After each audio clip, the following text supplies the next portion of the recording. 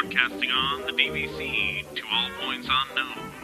If you're within the sound of my voice, you're listening to Welcome Home Podcast on the DVC.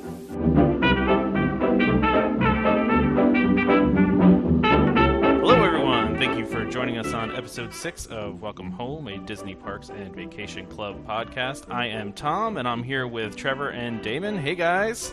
Hey, what's up? Hey!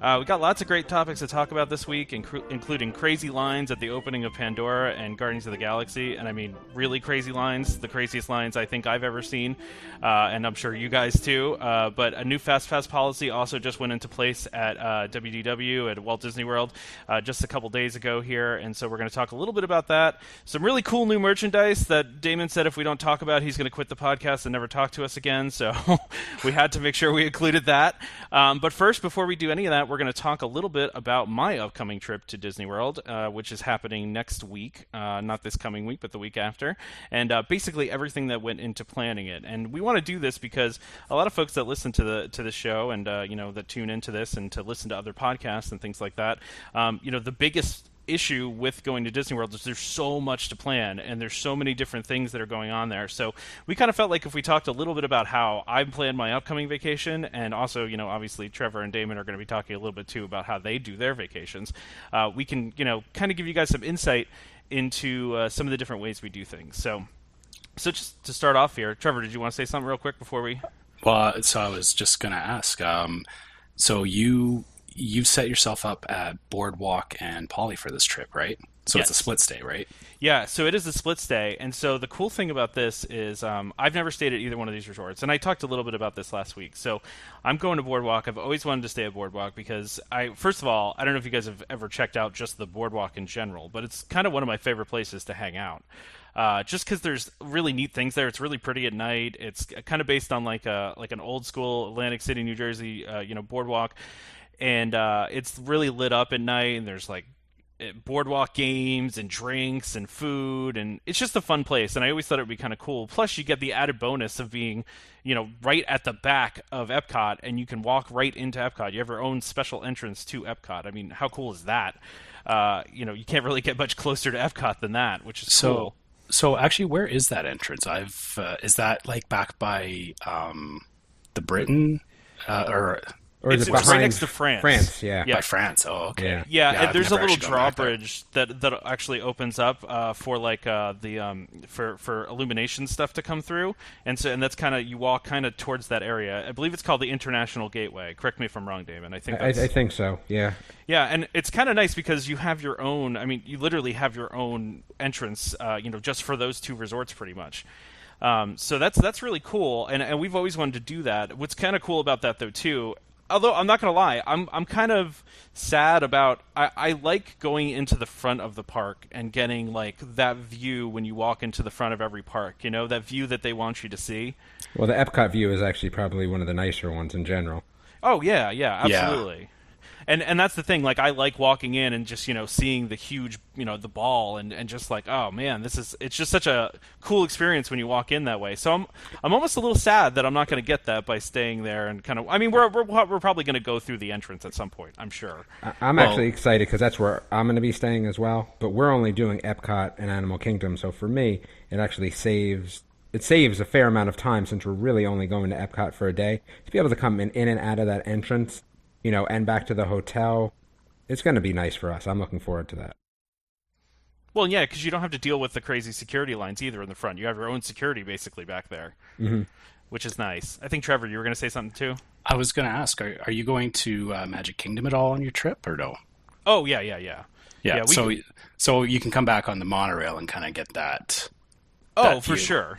Yeah, that view that we're looking for. And in fact, we were just talking about on our first day trying to maybe rope drop Epcot, and because we're gonna we like to get there kind of early, and so we were thinking about maybe rope dropping Epcot and seeing because after that we have fast passes scheduled at Magic Kingdom from like 11:30 on. So we were like, let's rope drop Epcot, go ride, maybe Frozen or Soarin' or something, or Test Track, and then we can take the monorail right over to Magic Kingdom and really kind of start our vacation off the right way. So yeah, we're definitely gonna go on the monorail. I mean, we in my family, and when I say my family, I mean my wife and I, we consider the monorail to be a ride. So the more we can the more we can ride on the monorail, the better. I mean, sometimes we'll show up, like whenever we go to eat at Ohana, we'll go on the monorail loop a little bit early, and we'll just ride it around a couple times on a loop, and then just get off at Polynesian. I don't think we're that weird for liking that. But Well, and I guess thinking about it too is it's kind of nice that you're at Boardwalk, because you don't even have to get on a bus to go to Magic Kingdom either, right? Because you could take the bus, but really just walking through Epcot, hopping on the monorail, and then taking it over to the transit center, it's probably quicker than the bus, I would think. yeah, and you're probably right. And that's actually the cool thing about staying at Boardwalk is you have multiple transportation options for pretty much every park except for Animal Kingdom. So you can take a boat to Hollywood Studios.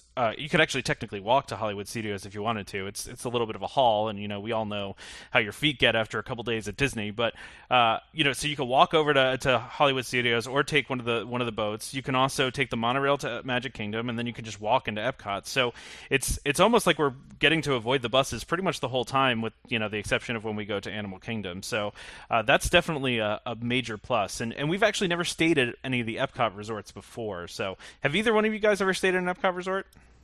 No. I don't remember what the Epcot resorts are. It's really just kind of Beach Club and Boardwalk. And then there's a couple other ones in that general area there. And Swan and Dolphin are right over there. I mean, of course, that's not really a DVC resort or Disney resort for that No, matter. I mean, I think we're trying to, at this point in our, DVC-ness, we're trying to get to every place. So we're actually going to Boardwalk, and then our trip for next year is going to be, I think, at the Beach Club. But, honestly, the Grand Floridian, I've only been over there for a massage once, but I'd like to stay there. That's kind of on my list. I'd like to stay there too. They tried to, when we bought in, they actually tried to sell us Grand Floridian, but I thought it was going to be that the dues were going to be way more expensive, just A, being on the monorail, and B, because it's Grand Floridian, right? I just assumed it was going to be more expensive. And then I also thought, am I ever going to stay there? Maybe once or twice, but we tried to get in there one time for Christmas, and waitlisted, but actually didn't get the waitlist. And I think I mentioned before on the show that it was really my fault because we did it last minute, and arguably I Grand did it Floridian. last minute. Yeah, Well, I did yeah. mine last minute. Well, mine was the week of Christmas though, so yes. I think what the Grand Floridian brings is, again, as you get a little bit older, right, as your kids get a little bit older, it brings you that Disney experience without a lot of the hoopla, surrounding the characters. It brings you, I don't want to say classier because that's a bad word, but it brings you a different experience than you normally have at Disney as your kids kind of, transition out of some of the other things. That's my opinion on that. Yeah, I mean, you're not wrong. It is I know classier, yeah, but it is. It's a different kind of resort. It doesn't have, like the crazy fun theming of a lot of the other places, right? It's a little more, I think uptight's probably the wrong word too. Subdued. I like subdued. Subdued. Yeah, that's actually a good point. Subdued. Yeah. So I know, like, the Grand Floridian that's like the closest to Magic Kingdom, but you said you're also staying at the Poly though, right? Which is like pretty much next door. Yeah, and it's staying on the monorail loop, which is I think very valuable. We stayed our home resort is Bay Lake Tower, and so we've stayed there before. And the best part of Bay Lake is you don't need to worry about any transportation to Magic Kingdom. You just walk over. I mean, you have your own walkway there. It's a 10-minute walk. It's a nice little walk across the way there. So that's great. But yes, so we're staying 4 days at Poly. 4 days at Boardwalk, and then 2 days at Poly. And the 2 days at Poly are really, and I'll kind of explain what happened for my trip here, is basically how I ended up with a split stay is I had originally booked for that week. All that was available for the week that we were looking was Old Key West. So we were going to stay at Old Key West. We weren't really thrilled about staying at Old Key West. I know lots of people love it, and I'm not insulting it at all because we have never stayed there, but I know there are a lot of people that really love that resort. However, we just kind of, we felt like we wanted to stay somewhere else. We really wanted to go to Boardwalk. That was a priority for us, but it just wasn't available. So we ended up waitlisting Boardwalk for the whole trip. And maybe about 2 months ago, I started getting a little antsy because the wait list was not going through. And I've had pretty good luck with wait lists for most of the time. I've almost always gotten it. But this particular time, I think it's just because it's a really popular resort in a really popular area, and plus I'm going in the beginning of summertime, so I was getting a little concerned about that. So the first thing I did, and a lot of people probably don't even know this exists, but if you go on to, this was through dvcinfo.com, just to plug them really quickly, but basically they have a whole list of all of the resorts and how much inventory they have of each kind of room there. And so I realized that I had waitlisted a studio standard view. And it turns out that a studio standard view at Boardwalk Villas is the least amount of rooms that they have there. So I was going to ask you about this, actually. Okay, so yeah, that makes sense now. Yeah, and so that resource was great because I looked at it and I'm like, they only have like 10 rooms that are standard view at Boardwalk. So I'm pretty much I'm never getting this wait list, right? So I thought to myself, okay, but it turns out that the pool and garden view, that they have a ton of those, right? And so I switched mine to a pool and garden view, which was more points. Don't get me wrong, but we really wanted to stay at Boardwalk. So once I switched it to a pool and garden, we still weren't getting any action on it. Like, it still wasn't going through. And just for those of you that don't know, the waitlist system, if you waitlist a whole stay, they don't do it like day by day. So somebody has to pretty much cancel those exact same dates that you have. They have to cancel those for you to take their place. And so, it can be a little bit challenging sometimes. So what I did was I totally stalked the DVC room availability page. I was on it like 10 times a day, constantly checking, because it does update immediately after people cancel. And so what I ended up doing is I was watching that site, and I noticed that our first 3 nights that we were going to be there opened up as availability. And so I immediately called DVC member services. Now, I usually do everything online. I don't call, but in this particular case, I called because I wanted to make sure I got it right away, and plus I was going to have to cancel my other reservation to do it. So I didn't want to cancel it and then have the website, update and then and then all of a sudden it's gone, right? Yeah. And so even when I called them, actually, the guy was like, "Listen," he goes, "There's a possibility that I could cancel this and then go to book the other one and then it'll be gone." And I asked him, I was like, "Has that happened before?" And he was like, "Yes, it's happened a couple times, so I want to warn you." And so it was a little bit of a gamble, but it ended up working out. And so that was for 3 nights, and then I have a question though. Yeah. Why couldn't you? Oh, because you couldn't book because you didn't even have enough points, right? There's not a way to use your points to book and then to cancel? Well, I could have done that. But what I would have had to do first, since I was borrowing points, if I would have booked it before I canceled the other one, then it would have borrowed those points, and then those points would have ended up in the holding account because I would have ended up with too many points you know what I mean? So I would have had to cancel the other one first to make the points available and then book the other one. That's where it was a little tricky, if that makes sense. No, it does. So it sounds to me like if you're looking to waitlist something, the best idea is to not waitlist your entire trip, but do it in smaller chunks and then see how much you can get. And then hopefully if you've got enough points in your user, you can kind of, I want to say almost leapfrog. Like if you have another booking, you can like shorten up that other booking and then put the points towards the one that you want. Is that kind of how you were doing it? Exactly. And you said leapfrog. I was using, I think I was using like an inchworm type of thing where I was just kind of inching it, like, day by day across, across the week, right? So that's what I did. So I had those first 3 nights, and then it just so happened the 4th night popped up. So then I added the 4th night. Couldn't get the last 2 nights. I just waitlisted those last 2 nights and they never came up.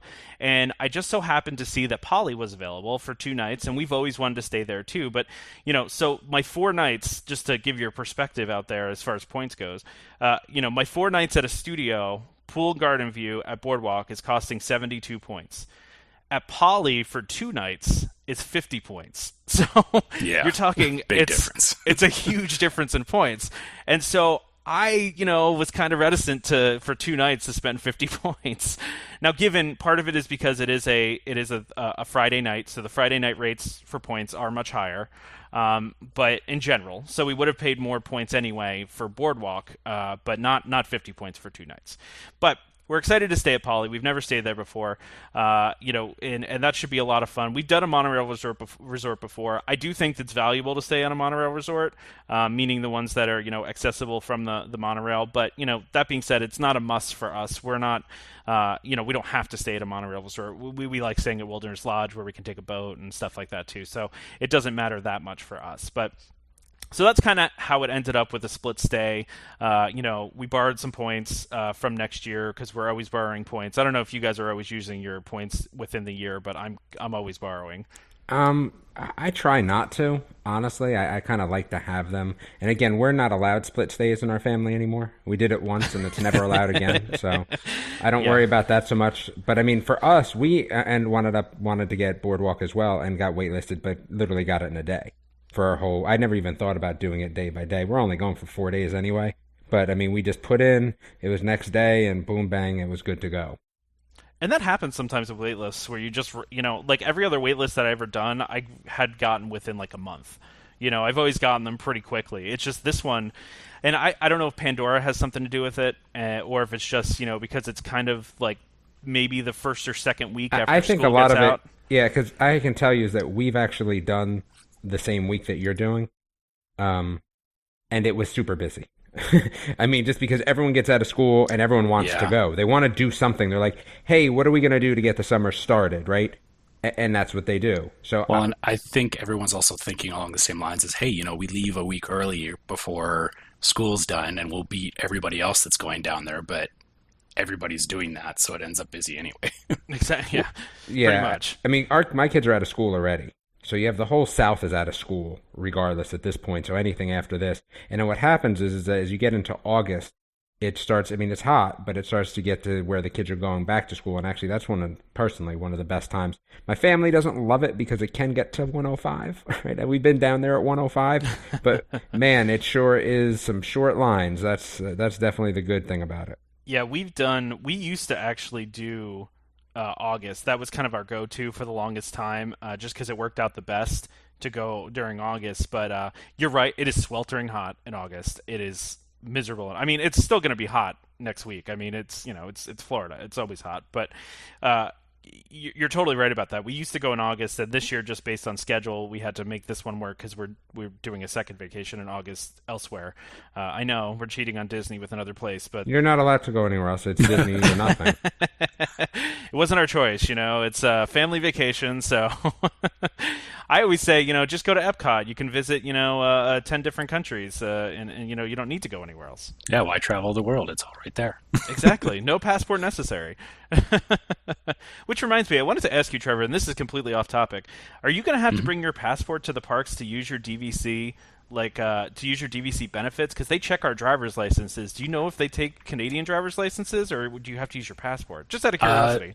I have always brought my driver's license, and they have taken it whenever I've had to do that, like for hotel check-in and whatnot. I don't see it being a huge problem, but I'll have my passport with me anyway because I need it to get into the country regardless. But yeah, usually when I'm traveling around, I keep my driver's license on me.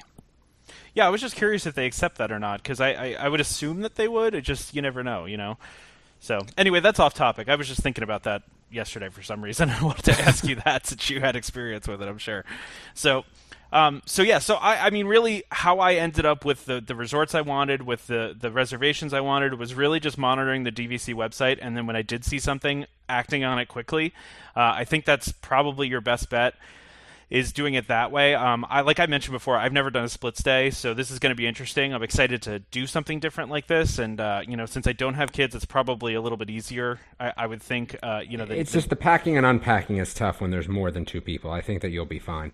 Yeah, I think so. Yeah, I think so too. I'm not that worried about it, especially because the Bell Services will take our bags from that resort over to Poly, so we don't have to worry about that part. The biggest thing will be, we'll have to move the car at some point, but other than that, it should be pretty straightforward and easy. So the other thing I wanted to talk about too, I see this pop up on the DVC groups sometimes, and I feel like people either don't use online check-in and I wanted to ask you about this, Damon, because I know you're not big into planning. Do you still do the online check-in part before you go? I don't even know what that is. So. Yeah, I've never done it either. So oh man, I'm curious how this works too. Great. Well, so before you go, I want to say it's 30 days before check-in, and I could be wrong about that. We might want to double check that because it might be 60 days. But before you actually go, you can do online check-in, and what you can do is put in all of your room requests. And so this is something that comes up a lot: is like, what room do I request at which resort, right? And everybody's got different preferences, of course. But so what you can do is basically you could check in online, and you can say that when you're going to show up. So you can say what time they're expecting you. You can say you can put your credit card in ahead of time so that they have your credit card on file when you get there. You can also set your PIN numbers for your Magic Bands at that point as well for purchasing. So if you want to set up your pins there, you can do that, or you can of course do it when you check in as well. But then you can also, like I said, set your room requests. That's a tongue twister. So you can set your room requests and see, kind of what you want to do. And every resort is different. So every resort has different options. Some of them are like, closest to the elevator or close to transportation or close to the lobby. So that way you can try to, figure out where your room's going to be. And they also give you the option, they say, what's your priority, getting into your room first or getting your requests first? So you can check a little box and say, I'd rather wait longer for my room and get what I'm requesting. Or if you just want your room and you don't care where it is, you can also, uncheck that, and so you can just get whatever room they give you. So that's a really useful thing. And then when you get there, they already have all your stuff waiting for you. It's a much quicker check-in process when you actually arrive because they're expecting you. Everything's been requested. Everything's been done ahead of time too.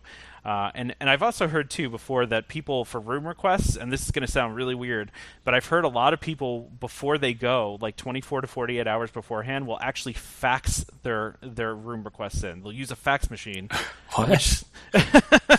Yeah, and apparently that works better than anything else. From what I've heard, I've never tried that myself, but yeah, which is crazy. So yeah, so I would recommend doing it. I think you guys, if you haven't done it before, you should totally do online check-in.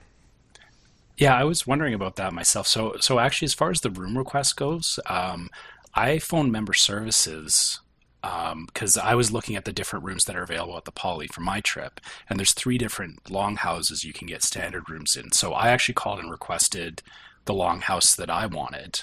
I actually did that like a month ago. So I don't think you have to actually wait until online check-in to do that. They can put that on your file ahead of time if you already know that. But yeah, it sounds like I was actually kind of wondering how things like luggage and whatnot would work, because like I know you get the luggage tags and everything, but they say it could be a couple of hours before it shows up at your room. But I guess if you've already got online check-in, they already know where your bags are going and everything. So it sounds like it just expedites that whole thing. Yeah, pretty much, and especially if you're using Magical Express too, because I'm assuming that's what you're going to be using, and you'll put your luggage tags on there, and they'll just bring that to your room. Of course, like you said, they do tend to show up later. So, but the other cool thing about this is so you can actually just, once you online check in, and this is not, you can do this even, this is a newer thing, even if you don't do online check-in, is once you do check in, if your room isn't ready, which, oftentimes it's not, check-in time's not till 4 o'clock, we're going to be there at 8:30 in the morning, so, we're going to be earlier than our check-in time. But they'll actually send you a text message saying when your room is ready and what room number it is. And so with Magic Bands now, you don't even need to go back to the desk once your room is ready. You just go to your room. So they text you the room number and everything, and you just go straight to your room. Don't worry about going to the desk. It's already on your Magic Band, and super convenient. So have you guys ever had where you've, because I've heard some horror stories from people on like the groups on Facebook, about checking in like way after 4 o'clock, just being there early and then not getting their room until later. Has that ever happened to you guys? It's never happened to me. 2:30 maybe. I don't remember anything like 4 o'clock, but 2:30 probably has been the latest, I would say. I've always gotten it before 4 o'clock. I can't remember a time when we didn't get it at 4 o'clock.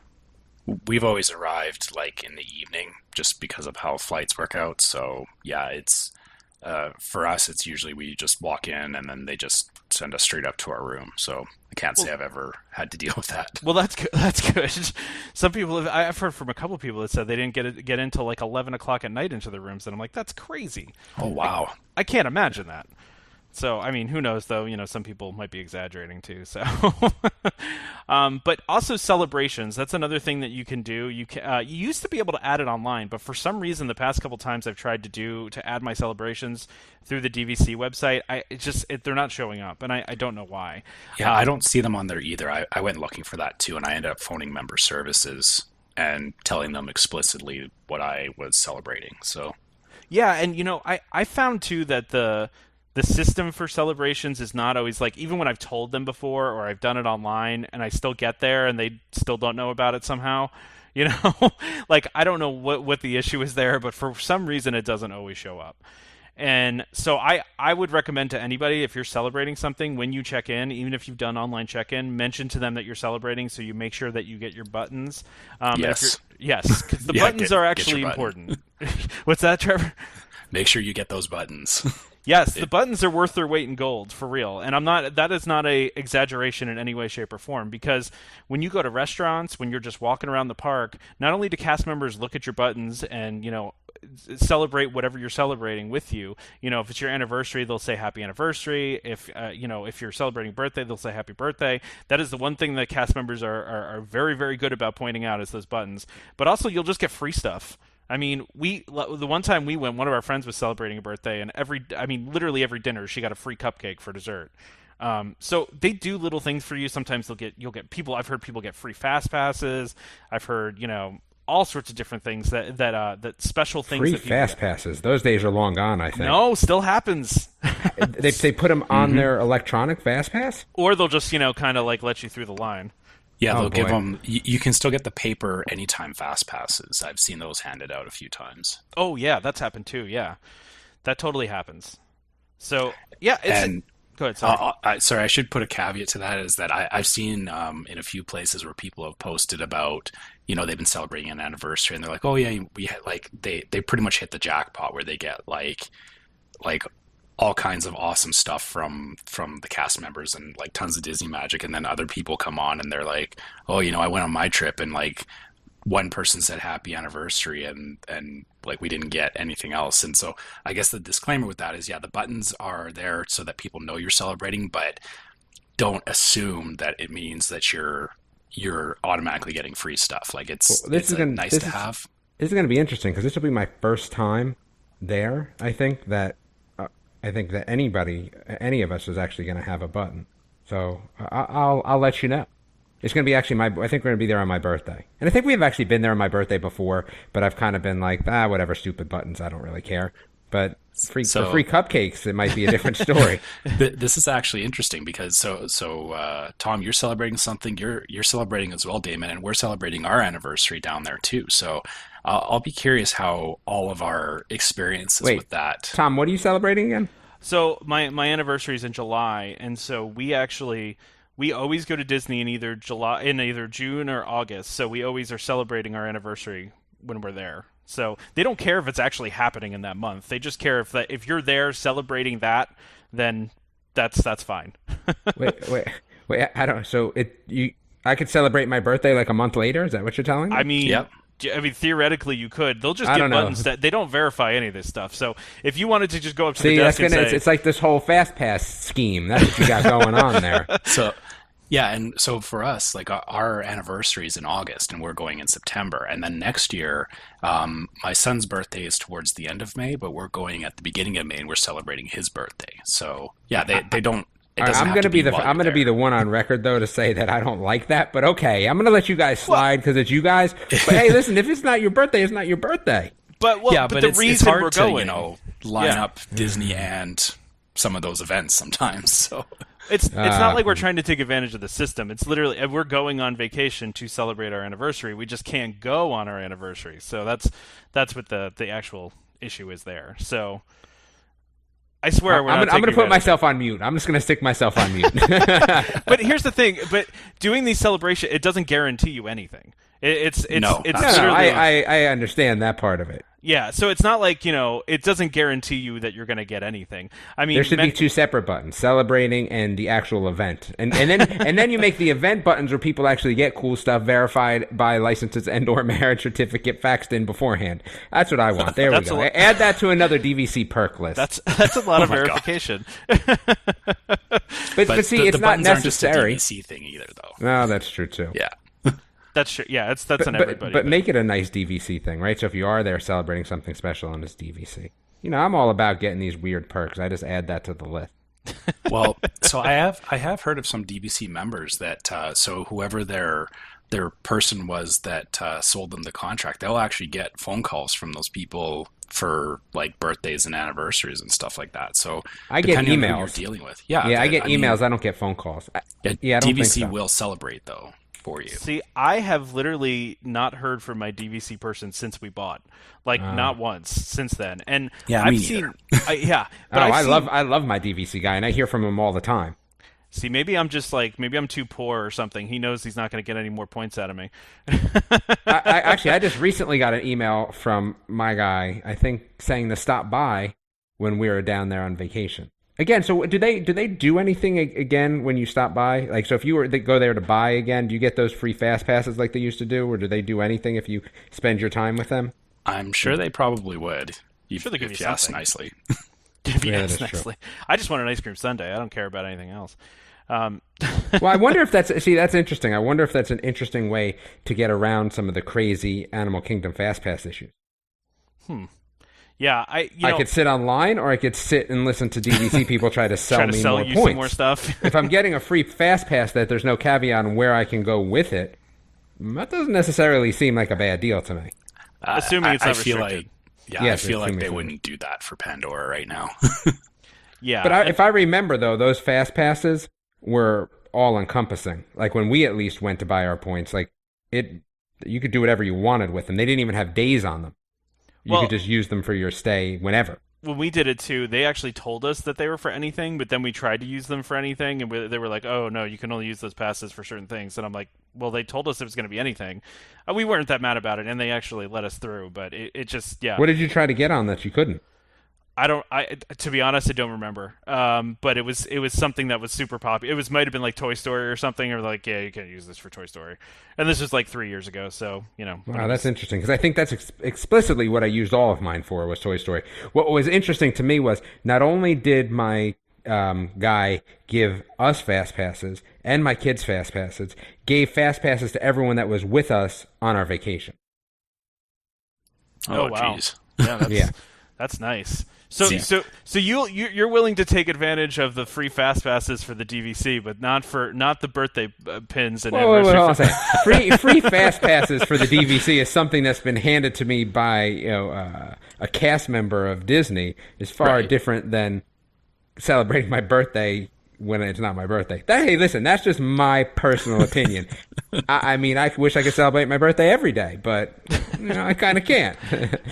Well, then it's your unbirthday. Yeah. But I guess my point is we're celebrating our anniversary by going to Disney. It's just true. 2 tiers of the buttons. There should be special buttons, a special tier of golden buttons for people that are actually there during their event. It'd make them a little more special. That's all I'm saying. Damon, I really want you to work for DVC because your ideas are so hilarious. It's just they're the best.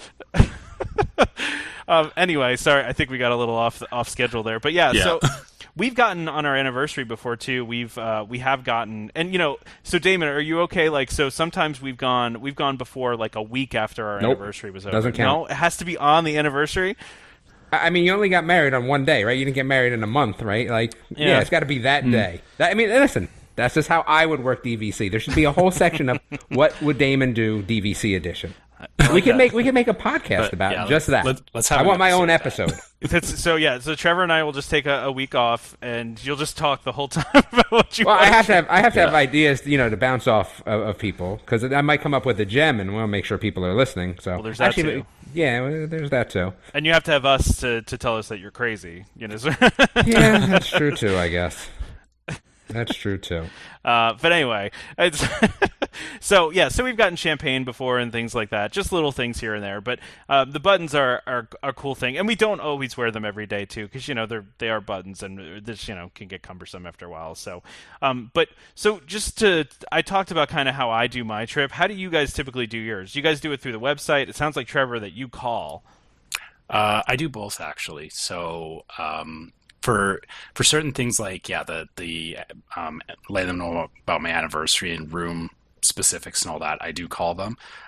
But so actually, I'm sure Damon's going to say I'm crazy, but I've already booked my stay for next year online. So I just went onto the website and I did everything through the website. But I'm also for that one, I was within the 11-month window because I'm doing it at the Poly.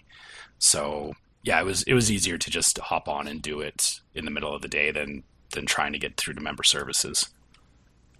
Truth be told, I much prefer to do it online or through chat. Like, anytime I can chat with them or do things online, I'm always happy about that. And we exclusively call. We don't use the website at all.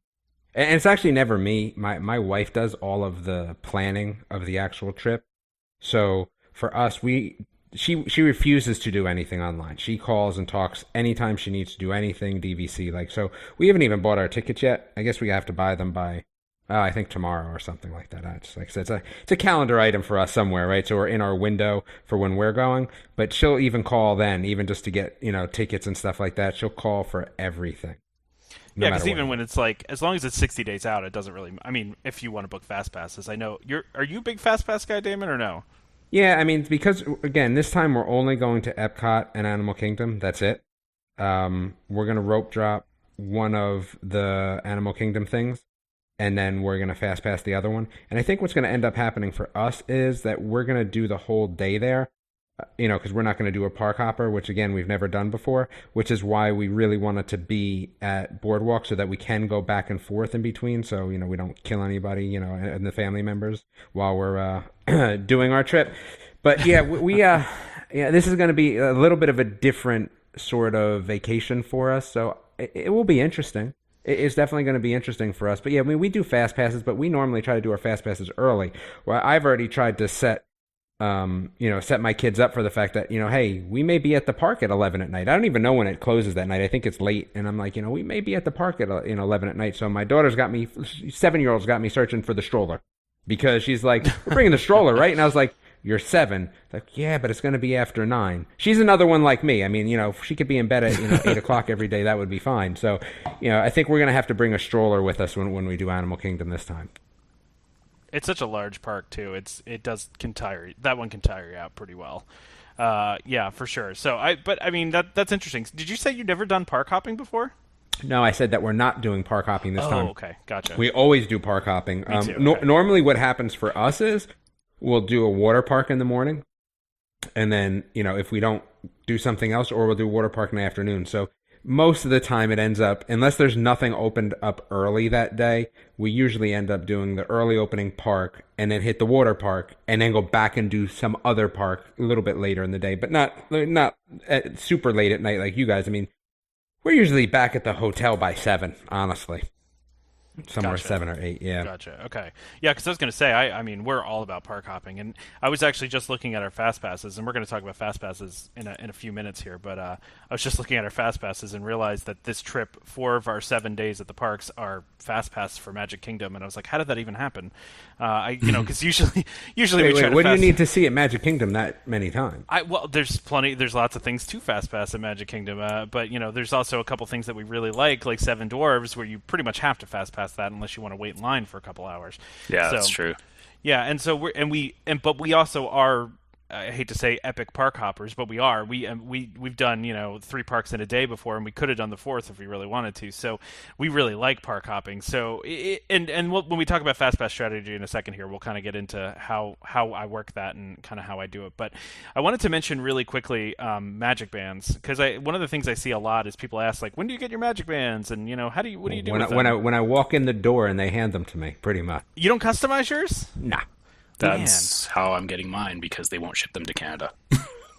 That's a good point, Trevor. I had no idea. When you told me that, I was like, what? Why won't they ship them to Canada? So is that for every country, or is it just Canada? So specifically, there is laws against them sending RFID stuff over the border without proper documentation and whatnot. And I think Disney just didn't want to bother, and that's specific to Canada, is that they've got laws around shipping things with RFID in them. So, or well, electronics in general. So yeah, because of that, our big won't thing send them is here. yeah, our big thing is that I don't want to lose them. I don't want to forget them, right? Because how much does it cost you if you forget them? $20. Yeah. Okay, so $20 times 5, so $100 for me if I forget Yeah, them. that's true. We forget a lot of things, right? So yeah, no, I'm not willing to take that $100 gamble. For what, really? Different colors? Yeah. Well, I mean, you can customize them with names and stuff like that too. But I do think if you're a resort guest and you do lose them, I don't know if they do charge you to replace them. So they desk, say that they say that they will, but they usually don't. That's how I heard it. It could be. I mean, it's kind of like with DVC, and I don't know if you guys have ever run into this when they say that they'll charge you for like extra towels and like things like that. I've gotten extra towels so many times and they've never charged me. So so we had somebody lose theirs when we were on our last trip last June, and there was no charge. Yeah, and that's what I thought, that if you lost them, that if you go to the resort, they'll go ahead and and give you just a generic one for free. You mean like the normal ones that we have? Yeah, exactly. The gray ones. You guys rock the gray ones. Yeah. Do I want to say that they were blue last time though? It used they to were be all the standard same was color. Gray, so I don't know. They were all the same color. Maybe they just give you whatever they have. You can pick the colors ahead of time so that when you get there, they are specific colors. But yeah, I don't care enough about that. yeah, I figured as much. See, we have a crazy amount of Magic Bands. So we've accumulated, and there's actually all sorts of things online of what people do with their old Magic Bands, because you just end up with a ton of them. And actually this time, they offered us 2 sets of Magic Bands because we're doing a split stay. It's by reservation as opposed to by stay, right? So we could have gotten different colors for the 2 days that we're at Poly. Now, we didn't really want to do that, so we declined those bands and are just going to use the ones that we got. But it's something you can customize online. It's usually get them a couple weeks before you go. We got ours about 3 weeks before we went there, so we got them about 2 weeks ago. And it's also kind of a fun thing, it's like an unboxing type of thing. They have all those YouTube videos of unboxings. This is kind of the same thing. It gets you excited for your vacation when you get them, and they're pretty cool. And so I just think if you want to customize them, cool. If not, that's cool too. I mean, there's nothing wrong with not customizing them. They work the same way. Mm-hmm. So. And they're the best. I love the Magic Bands, for charging everything, and for and we're going to talk about this in a second, what you bring to the parks. But I do everything on my Magic Band. I don't know about you guys, but I don't bring credit cards. I don't bring anything but my Magic Band. I charge everything to the Magic Band. I'm going to attempt that this trip. Yeah, we do. But yeah, it's still kind of a weird thing to me, even though I know ultimately it's all going to the same account. But yeah, I do the same thing. I just bring a Magic Band. That's it. Yeah, and I do love that convenience. I mean, it's really, really convenient. It's almost too convenient because then you end up buying more things than you probably need. You just go, oh, I'll just put it on my Magic Band, and then you get your room bill, and it's like, oh, I spent a lot of money. So, but I prefer that. I like the convenience of it. It makes it really easy.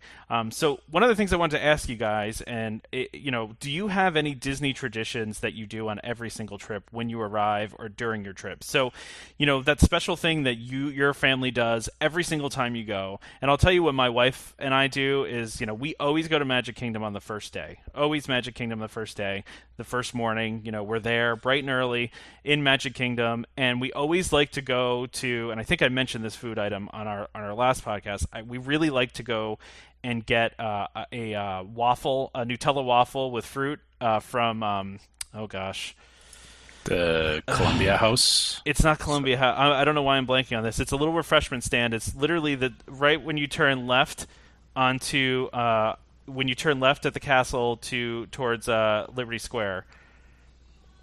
My wife is screaming from the living room, Sleepy Hollow refreshments. There you go. So thank you for that. So Sleepy Hollow refreshments, it's a fresh waffle, and they do Nutella on it, and they do strawberries and blueberries and bananas, and it's just kind of our little thing. As we go in, we eat that, and we hang out. We just kind of take in Magic Kingdom for a second, and then we kind of go about our day and do different things. And also on our last day, we really like to park hop and hit all we kind of like to do a greatest hits on our last day, right? So we'll jump from park to park, all the things we want to do before we leave. So do you guys have anything that you do like that that's like your every time tradition? And you can throw in, Trevor, to your Disneyland ones too, because I know he's not allowed to. No, we're not allowed to talk about that. Well, that's another podcast. It does apply to both, actually. So when I don't remember how we figured out. So this was something that my mom and my dad did this with us when we were kids. And my dad explained it to me as somewhere along the way he figured out that when given the choice, people always go, like if you're going to go right or left, most people always go to the right. So you always get, like if you're walking down Main Street, everybody always goes towards Tomorrowland first. It's just a natural thing to want to go right. So our rule has always been go to the left. And that applies to any park, though. So not even in Magic Kingdom, but any park we go to, when we go in, we always hang a left and we go that way first, and we kind of try to go the opposite way of the other crowds. For me specifically, going left means that I can get a Dole Whip right away. So I usually start my trips with a Dole Whip, and my wife is probably rolling her eyes right now listening to this because she knows I'm crazy obsessed with Dole Whips. And like it'll be like 8 o'clock in the morning and I don't care. Like I'm having my Dole Whip and I'll say to her, it's like there's pineapple in there, it's fruit, so I'm having a good breakfast. So that's like trying to say that chocolate milk has milk in it, so it's yeah, exactly. I mean, healthy. It's also Disney too, so whatever, right? But yeah, that's always been our thing is go to the left. How do you feel about the alcoholic option of the Dole Whip now?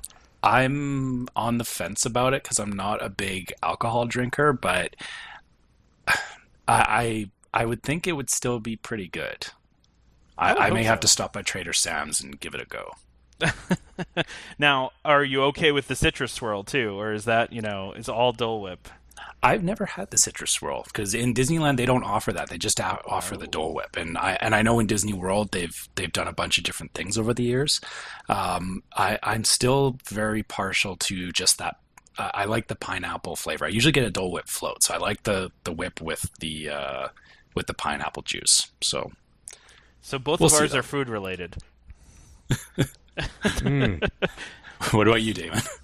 So I get, what is that, Club Cool? Is that where all the free soda is? Yeah. Yeah. All right, so we go there every time we go and drink ourselves until we're all sick. That's usually part of what we do. And then except for Beverly, though, right? You don't drink the No, Beverly. We drink it too, because that's you do like, Beverly? Oh, you have to. I want to. I'm really excited to see how this goes when we go. We make the kids make each other drink it. How many Beverlys can you drink? Like that sort of thing. I mean, we literally drink like a 2 liter of soda each when we go there. We always do that. That's always been our thing. And then the other thing that we do is at Animal Kingdom, we will see how many times in a row we can ride Everest. So we've done 11, I think. Wow. So it's been 11? Wow. Yeah, I think it's been 11. You start to get sick. You start to get really sick. So now that the kids are a little bit older, what we can actually do is, so we'll usually go ride it. Actually, this is going to be the first time that my daughter rides it. She's not a big roller coaster person, so we force her to go on and she cries, and we're just parents like that, so that's okay. And so this time we said, well, what is the ride that you're going to go on this time? And the boys are like, oh, she got to go on Everest. So what we'll probably do is we'll go on it together as a family, and then we usually single rider it after that, so that you can continually go on. Because honestly, the single rider of Everest goes pretty quick. Like, you can ride it multiple times in a row. So I think 11 has been over the course of a day. I don't think that's all at once. I want to say probably all at once has been 4 or 5 in a row. So that's another thing that we do. That's always a big, tradition, is how many times are we going to ride Everest while we're here? That's still pretty impressive. Mm-hmm. Yeah, and my wife's very familiar with the single rider line on Everest because I will not go on Everest. So Wait, you've been at least once, though? No, I have not. Really? I am not. Man. So part of the this is a fun story for everybody. So I love roller coasters, and I love theme parks, and I love going to theme parks. I don't love riding roller coasters. But part of the reason I love Disney is most of the roller coasters at Disney are pretty tame. Right? Wait, so you don't do Rock and Roller Coaster either? No. So there's only like 3 rides at Disney I do not do. Wait, what's the third one? Tower of Terror. Whoa, hold on a second. I get motion. I can't do the dropping. I can't do the dropping. Where's hang up? I have to hang up now. I feel like I would love to go on Tower of Terror, but I know I would throw up on everyone. But that's okay. Like, like, here's the thing. I could never, like, be a Disney person and not have gone on every ride, even if I got sick. Like, there's certain rides that I get absolutely sick. Like, so Dollywood, perfect example. There's a ride there called the Soaring Eagle. I'm scared. It makes me sick. I don't feel comfortable after I get off of it. And sometimes I even feel like I'm going to pass out. I have to ride it. Like, it would be the same thing at Disney. Like, if we go together at some point, you are riding those rides. I don't care if you throw up on them. You can't say that you've been through Disney until you've ridden everything at Disney. I'm not going to lie. I have not been on Space Mountain either. Oh my goodness. Oh my God. Yeah, wait, I know.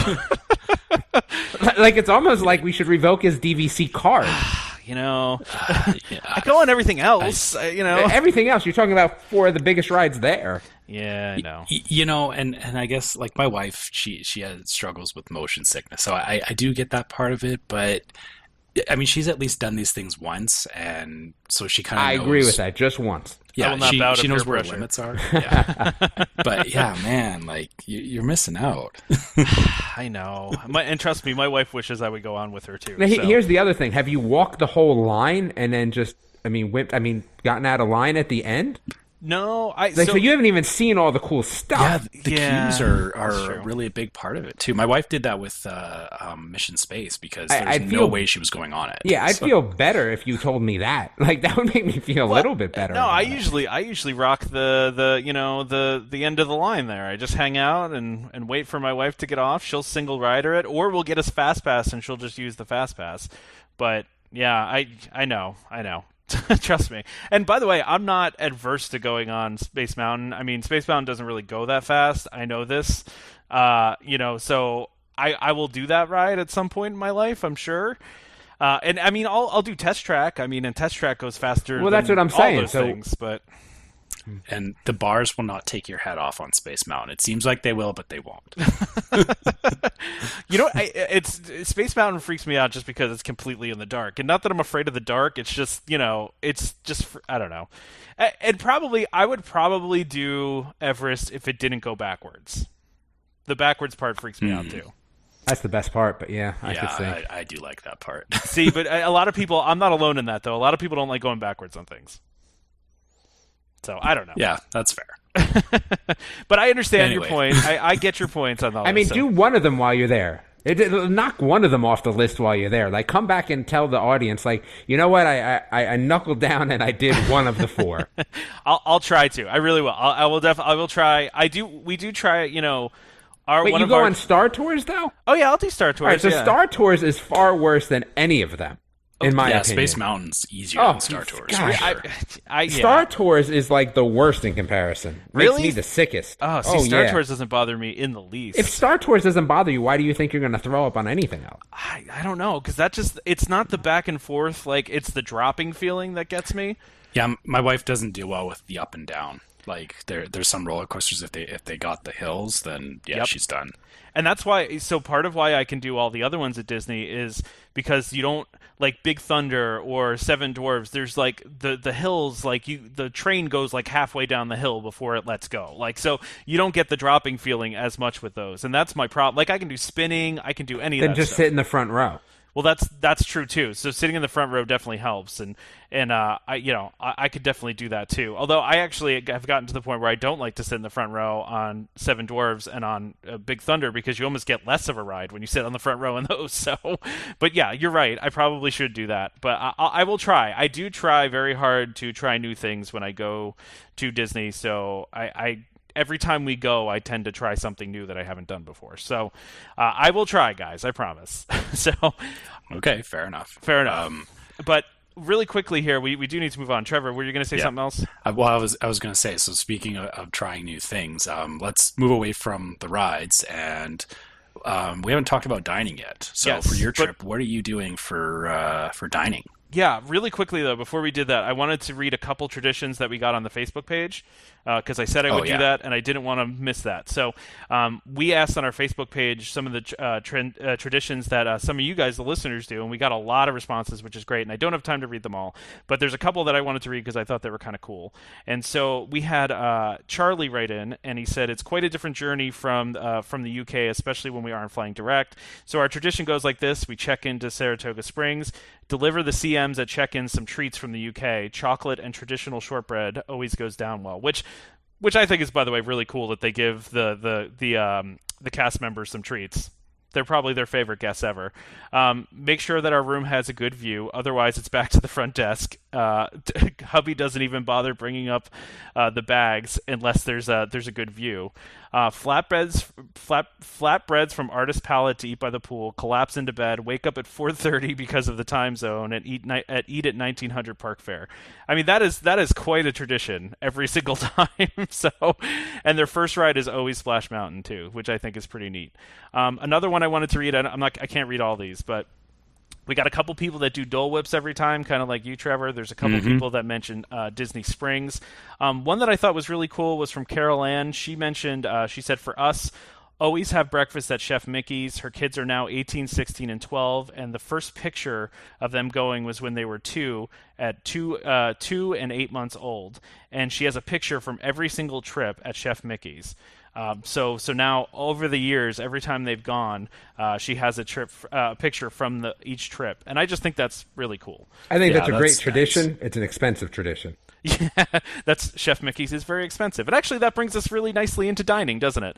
So thank you guys for submitting those. We really appreciate it, and we really appreciate you commenting on the Facebook page. So I wish I could have read them all, but we obviously have to talk about other things. But dining wise, so I have booked my dining. I'm assuming you guys probably book your dining 180 days out. Now you're laughing about that, right? 'Cause well, you have to do some reservations, right? No, nope, zero. You never do a reservation? So I think last time we went, again, my friends did the reservations because they were on the dining plan, and we just, hey, just tell me where you're going and we'll do it. But like for this trip, no, there's no way. I have no interest in reservations. I don't know what I'm going to want to eat that day. That's fair point. Yeah. I always do reservations way ahead of time. I don't know, Trevor, do you plan yours all the way out? Yeah, like 300 days out. So, as soon as you can figure it out, you do it. Pretty much, yeah. So the ones I'm eating at this time, I'm doing a couple new restaurants. And actually, one of our traditions is we try to always eat at least 2 or 3 new restaurants every time we go. And also mix in some of our favorites. So this time we're eating at Trattoria El Forno, which is perfect for us because we're staying at Boardwalk, and it is on the Boardwalk. And my plan for our first night is we're going to stay there, we're going to eat dinner there, a late dinner, and then we're going to walk right into the park and watch illuminations on the first night. So which is really fun. We've never eaten there before, though, so we're not sure what to expect. It's an Italian restaurant. I'm sure it's going to be good, but we've never eaten there before. Wait, but you said you ate at the Italian restaurant Epcot, right? Yes, Via Napoli, which is actually another one that we have scheduled. So, well, see, that would be the only one, just because based on your recommendation, that I'm going to try. That's going to be the one that we're going to try. Yeah, you got to check out Via Napoli. But do I have to, again, if you don't book, it just means you're sitting there for a little bit. It's not like you're not getting in. Yeah, it depends on how busy it is, right? Exactly. I mean, if you try to it depends on your group size. It depends on how busy it is. If you try to walk in at 5:30 to be our guest and have dinner, not going to happen. Well, be our guest is a little different, though, right? Yeah, exactly. Yeah, but most of the other restaurants, you probably could walk in. You're just going to end up waiting a little bit. That's totally true. But so we have Ohana scheduled because we love Ohana. The funny part is, and I think I mentioned this on last podcast, we are actually Ohana, if you don't know, is at Poly, and we are actually eating there on the second night of our trip when we're not staying at Poly, we're staying at Boardwalk. So, which is kind of funny, but that's a great restaurant. Have you guys been there, Ohana fans? Yeah. You don't like Ohana, Damon? No, it's all right. I'll be there in September. I've never done it before, so I love Ohana. So, what do you like there, just out of curiosity? Well, I mean, just first of all, they give you a massive amount of food, crazy amount of food. But the wings they bring out in the beginning are really good, and the dipping sauces they give you. Always the meat that we've gotten there is really good. Because they do. It's kind of like a Brazilian steakhouse type of situation where they keep bringing you meat. The dessert there is really great.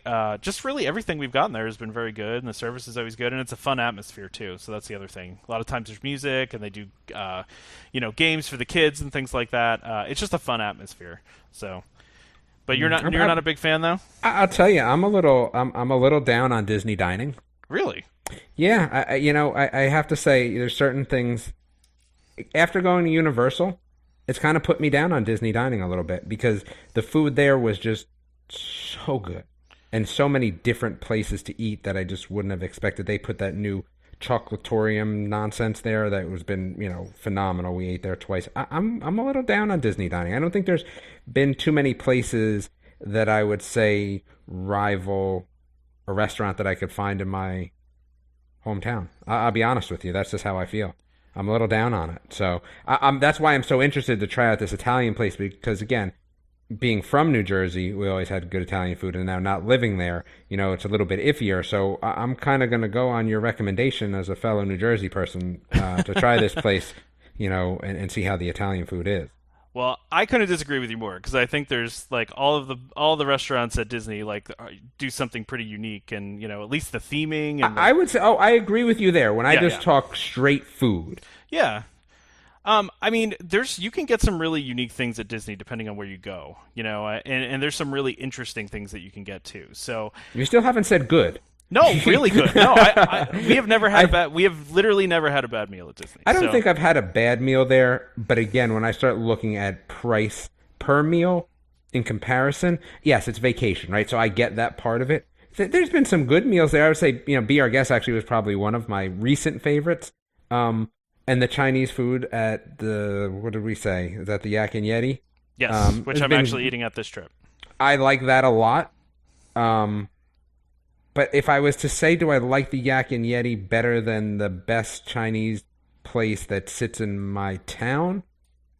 I don't know if I could say that. I would never make that comparison. We have, our Chinatown in Calgary here is just, we've got some really amazing stuff too. So that's when I think about it. Like, what would probably be really good food is, I don't necessarily love it, which makes it a little bit more difficult, but I would say like the German food or things like that, maybe they're great in comparison. I don't know. Well, I haven't had anything that's blown me away that hasn't been a dessert.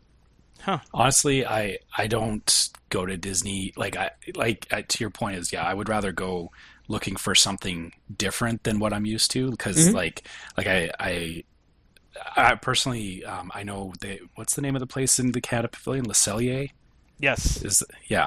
I don't think I would ever eat there because it's a Canadian steakhouse, which I have so many of around here that it would just not meet my expectations, I don't think. So that's understandable. Yeah. It is. I mean, and that's a really controversial one because a lot of people don't like it. Some people do. We've always enjoyed eating there. So I don't know. I've always found unique things. I mean, we've had African food, where we've never had that before. We've had, we've had all sorts of different things. I mean, part of our vacation to us is eating there. So we really enjoy the food. We really enjoy the snacks. We enjoy, all of it. So yeah, and I mean, like places like Sci-Fi Dine-In, I don't know if you've ever been there, but that place is super unique.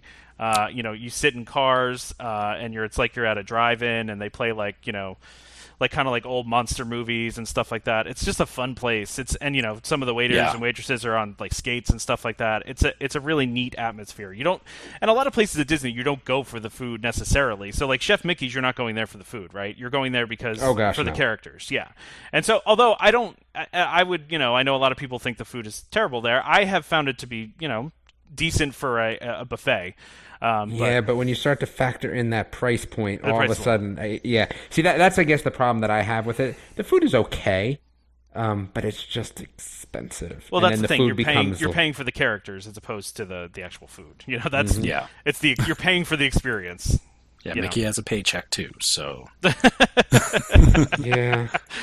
So that's true. But actually, for the first time, we've never actually done a reservation at Disney Springs before. So we're actually eating at Homecoming in Disney Springs, which I've heard really good things about. So, see, and that's, I think, maybe what we'll end up doing this time is eating at Disney Springs because I think that's at a little bit of a different level.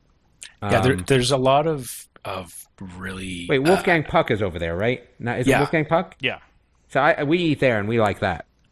Yeah, and that's the thing with Disney Springs, is that it's not so much like the theme park experience, but it's actual like restaurants. And it seems really that, yeah, if you're looking for a better restaurant experience, that's probably the better place to go. And the thing is, again, just being, have been at Universal so recently, they have Mythos, which is, voted the #1 restaurant within amusement park, and it just was so good, food wise, that it was just tough for me to think about the Disney food that was at that same level. And I think that was it. Like maybe Be Our Guest. Be Our Guest was pretty good. And it just depends on where you're going. I mean, have you ever been to California Grill or to some of the really high end places? Or the only other thing that I think compares is what's that one that's on top of Contemporary? Yes, that's California Grill.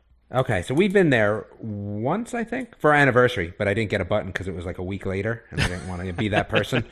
But that being said, by that person, do you mean everyone at Disney? Exactly.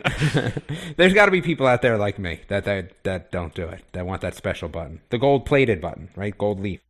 I'm going to make my own. You can make your own. That would be great, actually. That's what I'll do. I'll take their button, I'll bring it back, I'll bring one of those paper cutting things that you can buy on Amazon, and I'll make my own button. You should just write on the button in Sharpie, "Today is my birthday." August 13th. I'll write that right under there. Yeah.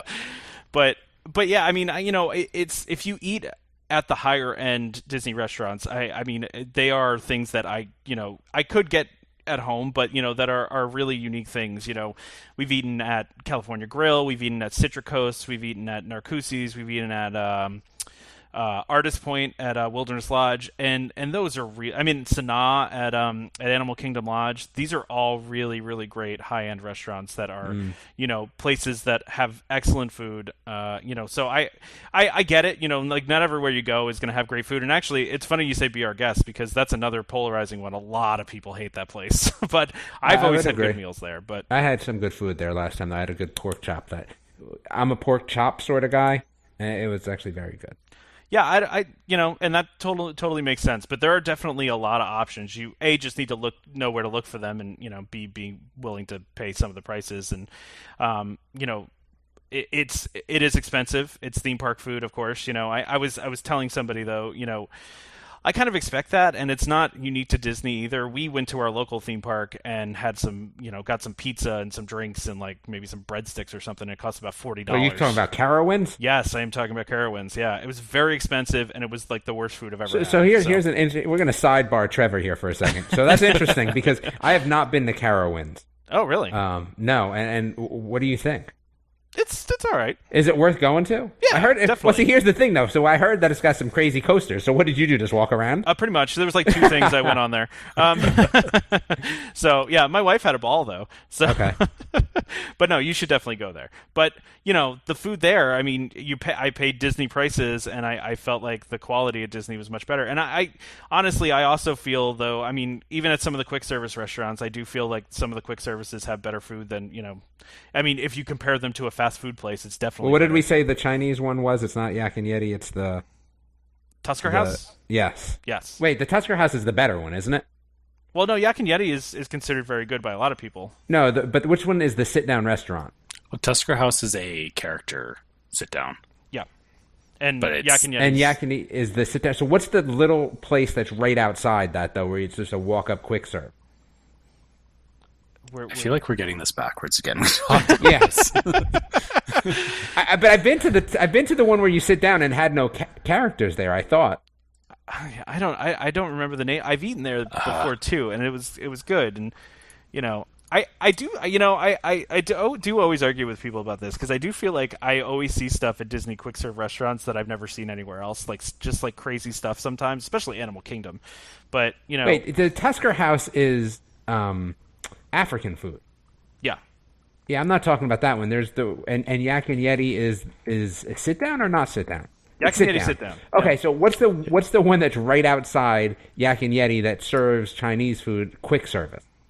What is that one called? Or is it the Yak and Yeti and they just have a quick? Well, Flame Tree's barbecue. Yeah. Right. I think maybe Yak and Yeti, I think this is why this is confusing. I think Yak and Yeti has their own quick service as well as sit down. And I think that's what's confusing us. That could be the case. Yeah, I think it is. Now that I'm on the internet, yeah, I think it is. It's table service or sit down. So, all right. Yeah, Clear it up. There I go. said I do the. We've sat down once and done the quick service 8 million times. I'd almost add that to tradition because we eat there every time we go to Animal Kingdom. Gotcha. Okay. Yeah, there's a counter service called Yak and Yeti Local Food Cafe. That's probably what you're thinking. And then a quick service portion of that as well. Yes. So Yep. And so we're going to the sit down part of it, but. Yeah, so that's, I don't know. I always argue that, part of my vacation is the food there. We really enjoy the food there. We enjoy some of the snacks. There's a lot of, like, crazy desserts you can find that are, things that you don't really find anywhere else. I mean, like, listen, I'm not going to sit here and argue that, like, you go to, Pizza Safari and it's, like, the best pizza ever, because it's not. It's, they make it with they have a machine that makes pizzas, and it's, like, it's whatever. It's pizza, and a lot of these places are hot dogs and things like that, but... I like Flame Tree for barbecue. I like a couple of the different quick services have kind of cool different stuff, like mac and cheese. I think Pandora's going to change that, though. I can't wait for that food. Oh, that food looks amazing. Yeah, that food does going to look change amazing. my opinion. So I was just going to bring up a rumor really quickly, and we'll talk about this very briefly. There's a rumor going around. I don't believe this rumor, by the way. There's a lot that I do believe, but this one I don't believe. It seems a little sketchy. That Disney's adding alcoholic beverages to the dining plan in 2018. It would have to be for an upcharge, though. There's no way it's not an upcharge. Yeah, I could see it on maybe the deluxe dining plan, yes, where it's all sit downs. But yeah, that's. I don't necessarily. I mean, I could see it. I could see it on, like Trevor said, I could see it on deluxe. And the rumor was that it was going to be on the regular dining plan too, and I just can't see that. Yeah. Considering how much money they make off of alcohol, I mean, any alcoholic beverage is like minimum $10 there. So, I can't imagine. Yeah, and I feel like they're kind of inviting problems if they did that as well. I would assume it wouldn't be unlimited. It would just be like one, right? So yeah, but it's all based yeah. on credits, right? And they don't keep track of when you use your credits. Oh, yeah. So you could all of a sudden go one day and just light it up. Yeah, oh my exactly. Gosh. Right. You could drink around the world on snack credits. Yeah. That would be probably a good money saver, actually. So, yeah, that sounds like all kinds of a bad idea to me. It does. I don't believe it. It seemed like it was based on sketchy information, so we'll move on from that one. I just thought it was an interesting thing to mention. But so I want to mention a couple things about tours. So we're calling this the tour trip, and I think I mentioned that last time. We're doing a couple different tours. I tried and failed many times to book the DVC member-only Soarin' tour, which I don't even know exactly what the tour entails. I thought it would be fun and cool, but apparently there's only 20 slots for it, and they only do it once a week. So, yeah, it's just didn't line up. Yeah, and I've seen lots of people. I mean, I don't even know how anyone gets that reservation. Like, because I've seen people post that they've done it 180 days out, and it's still not available. So, I don't know. You either got to know somebody, or you got to, I don't know. But the other ones we're doing are Backstage Tales, which is an Animal Kingdom early morning one where we actually get to walk around and see how they take care of the animals. So, like, we get to see a lot of the enclosures. It's like a behind-the-scenes tour, which I'm pretty psyched about, actually. I think it's going to be a lot of fun. All of these tours I did book through member services by calling because you can't book them online, and we did get a nice DVC discount for all of them, which is nice. That really saved us a lot of money. So these aren't DVC specific tours No. you're doing. These are just the ones that are offered to everybody. These are tours that anybody can do. Yeah, it's just we get a really nice discount on them, which is good. Because some of them are expensive, but Yeah. I'm excited to do the magic behind our steam trains. I've seen people do that one before. You get to go into Magic Kingdom before it opens, like well before it opens, like so even before they just let people wander in.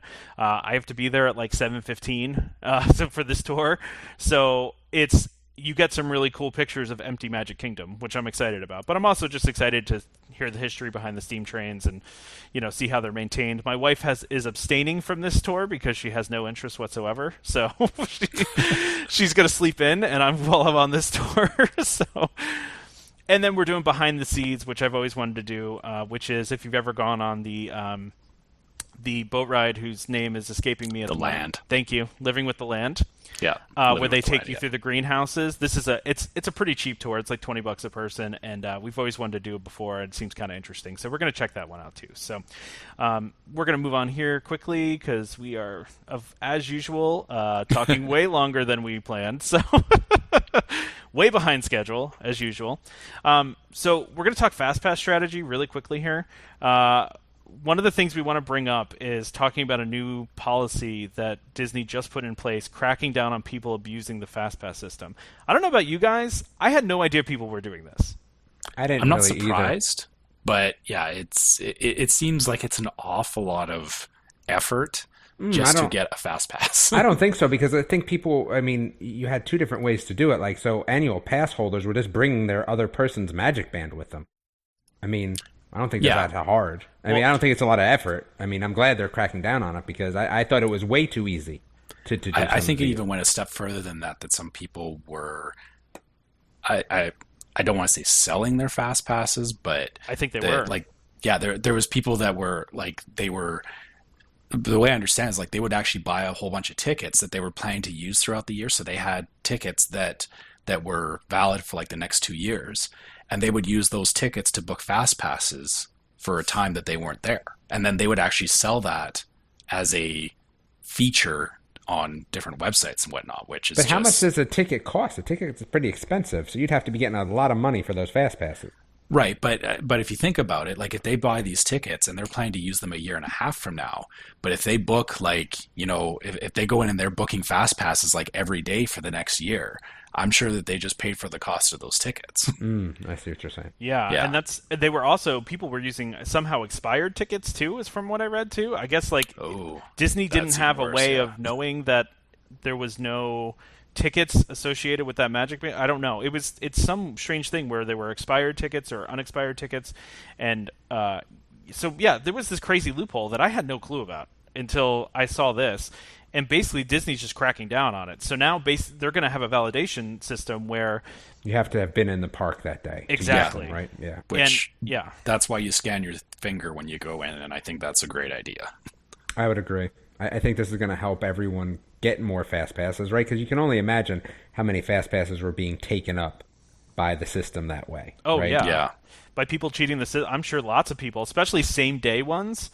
Because these people were not using the website; they were actually going to the in-park kiosks, and I guess there's something with the in-park kiosks where they didn't communicate with, like, the website, or with, like, you know, they were different. They were almost like on a different system. So Disney's just kind of closing that loophole now, where nobody can do that. So unless you scan your Magic Band to get into that park that day, then you're not able to use your Magic Bands for fast passes otherwise. So, and they will actually lock your whole account down, and you'll have to go to not member services, but guest relations, and beg to get unlocked. So yeah, and the only way they're going to unlock you is if you didn't do anything nefarious. So, positive thing. I'm surprised it took them so long to actually do this.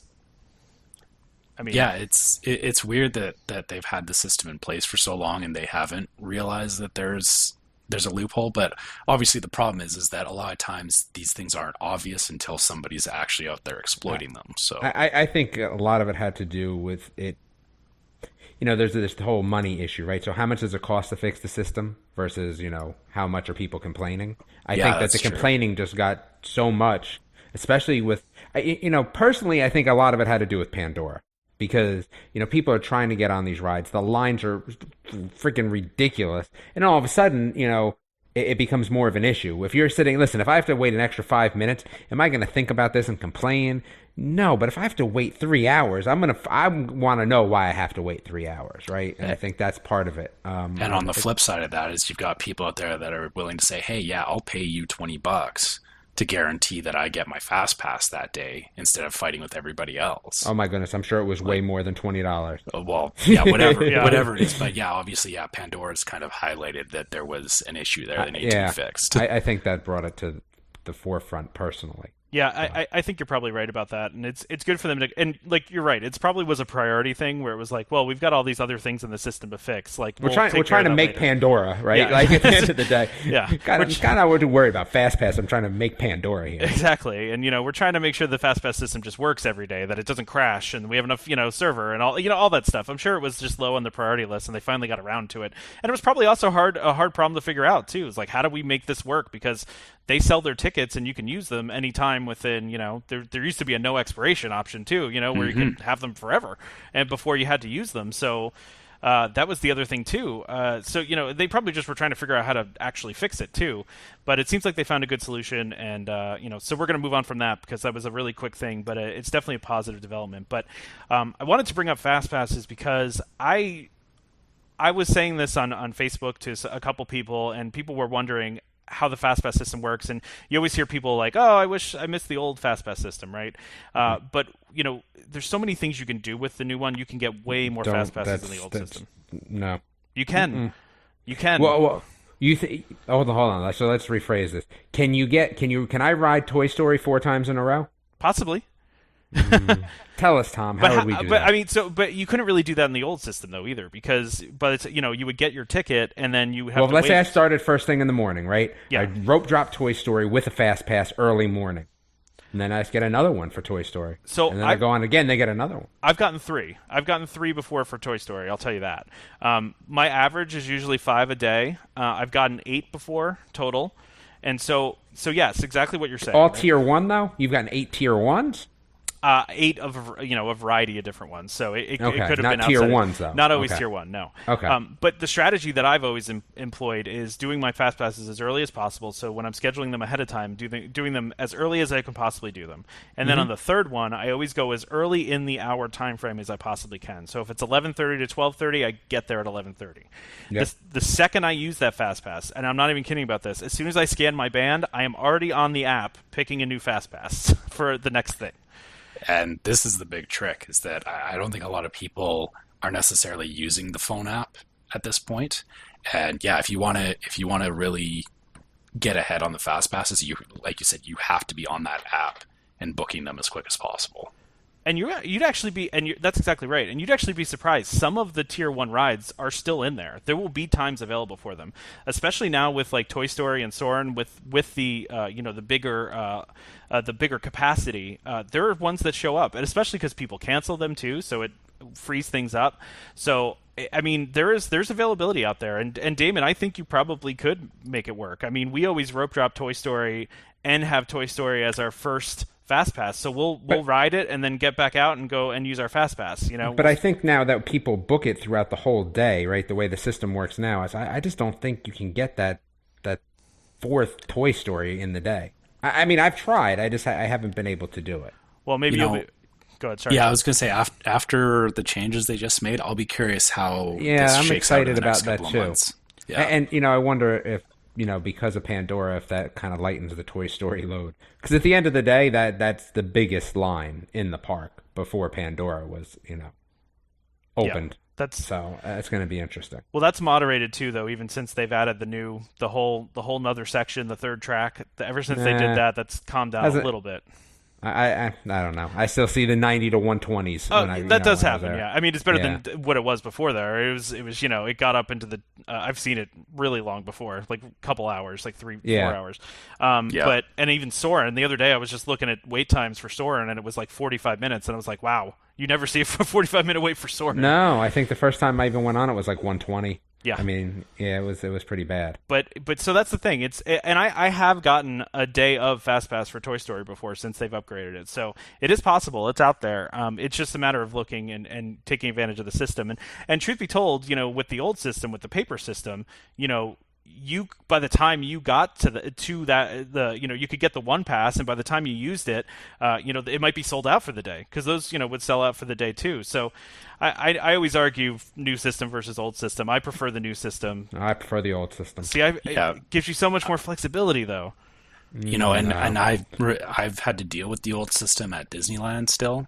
And yeah, Radiator Springs Racers was the best example of that. You would go and line up for 45 minutes in the morning just to get your fast pass, and by the time you got it, or by the time you got back to actually get on the ride, there'd be no more fast passes for the day. So like you literally got one shot at it. And yeah, with the old system, it was just that I think it forced everybody to like kind of freak out and rush the thing.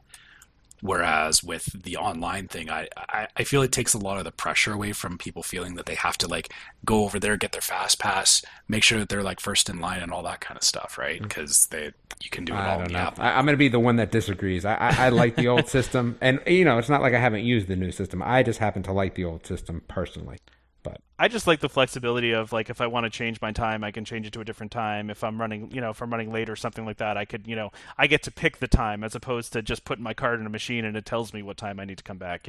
Yeah. I like the flexibility of being able to, say I want to go this time, and this time, and then if we get caught up doing something else or we change plans last minute, I can always change our fast pass to something else or to a different time or I don't know. I just like the convenience of it. I don't like the tier system attached to it. That's kind of the problem that I have. That's a fair point. That's a separate thing for sure.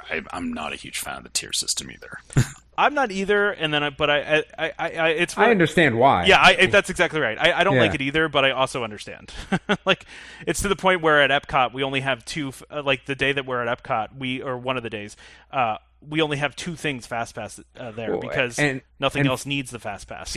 Wait, and Test Track and Frozen are both tier 1, right? Test Track, Frozen, and Soarin'. All on the same tier. See, and that's what's going to happen for us is I'm sure when we go, I'm going to be locked into Frozen, right? Because I haven't done Frozen, and I'm sure my daughter's going to want to do it. So that could mean, I don't know what that means. As my kids get older, though, the single rider line for even Test Track is worth it. Yeah. It helps the system. We've done that with my son, too. I take advantage of single rider whenever I can now. And truthfully, none of the fast pass stuff matters. If you're rope droppers, you can get on so many things without having to even worry about fast passes. Like early risers get rewarded at Disney. They do, but I feel like you get rewarded by usually doubling up, not necessarily. Do you take the chance on that ride and not even fast pass it? That's tough. Sometimes. Well, but if you got two to choose from, that's where Pandora comes in. And then, and then do the other, right? So I think I'm gonna fast pass not the river ride, the other one. Yeah, you got to do Flight of Passage. Yeah, because the river ride, I'll rope drop that. You know what I mean? Yeah, that's my take. And that's the thing for those of you that don't know what we're talking about rope dropping. It's basically showing up before the park opens because Disney. And usually a half an hour. It's minimum. Half hour minimum because Disney actually doesn't. They have open times, but they open when they're ready to open. So meaning if they're open at 8:45, they're going to open. So get there early and then go straight to the most popular ride, or like we were talking about, either fast pass that if you really love like for us, we love riding Soarin'. So our first fast pass on our Epcot day is at 9:30 for Soarin'. So we're gonna go rope drop Soarin', go on it, standby, wait maybe 10 minutes at the most, 15 minutes, and then we go right back online through a fast pass and ride it again. And I love that strategy. I think that's. I like the strategy, but I'm going to put this out there for the people. Listen, if you can walk fast, that's great. Don't run. Don't run. Yeah, that's been a problem. And don't. I've also seen this too with rope dropping. Listen, if you're there behind an extra 20 people, it doesn't matter. Sometimes rope dropping can get a little crazy.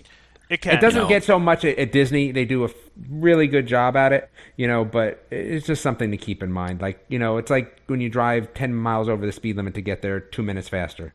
Get there earlier, you'll be okay. I'll tell you a story. So this was like 20 years ago. We went to Disneyland. So it was my last family trip with my parents and my siblings and everything. I was allowed to bring my girlfriend, who's now my wife, and my sister brought her boyfriend. And we had decided we were going to rope drop and then book it over to Splash Mountain. So we were walking, and like we were kind of at the front of the line, everything. And my sister's boyfriend got this great idea that he was going to run and get ahead of everybody else to get us first in line. And so I watched him go running off towards the line for Splash Mountain, and there was nobody there. And so he was running full out, and then he had the great idea of he was actually going to try and jump over the rope line that they have to keep everybody off to the side for Splash Mountain. He caught his foot and he face planted into the concrete. And all of that was because he just wanted to be the first in line. Yep. So Karma. in my mind, is it really worth it? Like, especially at Disney, you end up running, you end up hurting yourself, and then you can't do anything because you hurt yourself.